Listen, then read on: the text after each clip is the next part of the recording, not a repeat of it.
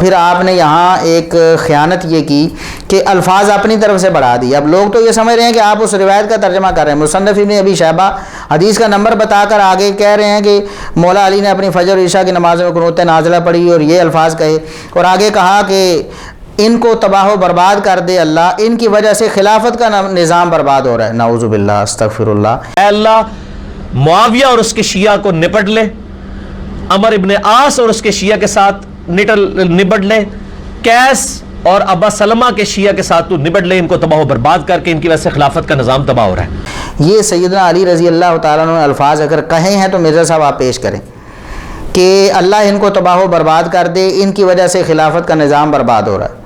اگر سیدنا علی رضی اللہ تعالیٰ عنہ نے یہ الفاظ کہے ہیں تو آپ ان کی صحیح سند پیش کریں, اور اگر یہ الفاظ نہیں کہے تو آپ اعلانیہ طور پر رجوع کریں, توبہ کریں, لوگوں کو بتائیں کہ یہ الفاظ میں نے اپنی طرف سے سیدنا علی رضی اللہ تعالیٰ عنہ کی طرف منسوب کر دیے اور ان کے کھاتے میں ڈال دیے. نعوذ باللہ.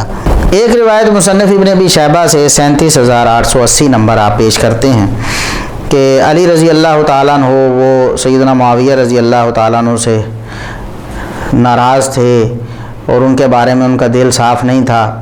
باقی جتنے بھی جنگ جمل اور صفین میں مارے گئے صحابہ کرام جو شہید ہو گئے, چاہے کسی بھی لشکر میں تھے, سیدنا علی رضی اللہ عنہ کے لشکر میں تھے یا سیدنا معاویہ رضی اللہ عنہ کے لشکر میں تھے, تو ان کے بارے میں سیدنا علی رضی اللہ تعالیٰ نے فرمایا کہ مجھے امید ہے یہ تو سارے جنتی ہیں.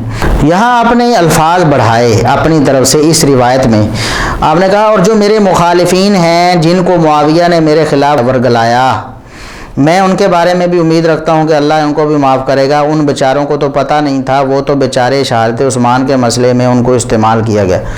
نعوذ باللہ, استغفر اللہ.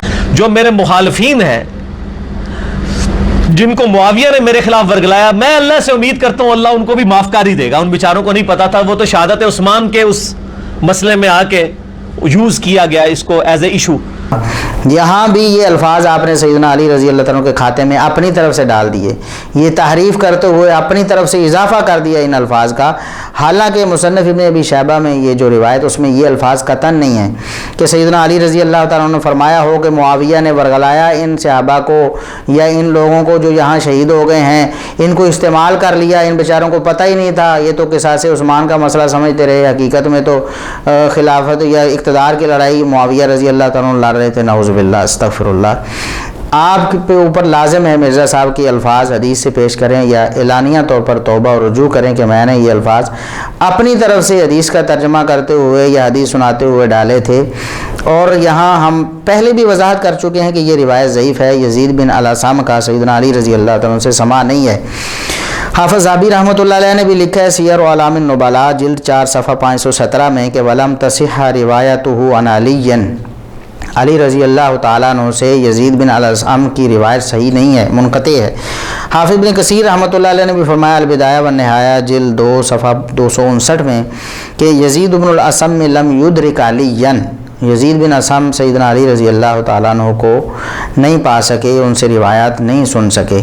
تو ایک منقطع روایت آپ پیش کر کے اور اس میں بھی اپنی طرف سے الفاظ گھسیڑ کے جو کہ سیدنا علی رضی اللہ تعالیٰ عنہ نے قطعاً نہیں کہے, اور جب آپ لوگوں کو ہم بتا رہے ہیں نا تو لوگ جب سنیں گے تو انہیں پتہ چلے گا کتنی بڑی خیانت آپ نے کی کہ سیدنا علی رضی اللہ تعالیٰ عنہ کے بقول سیدنا معاویہ رضی اللہ تعالیٰ عنہ کو بددیانت ثابت کرنے کی کوشش کی آپ نے. نعوذ باللہ, استغفر اللہ.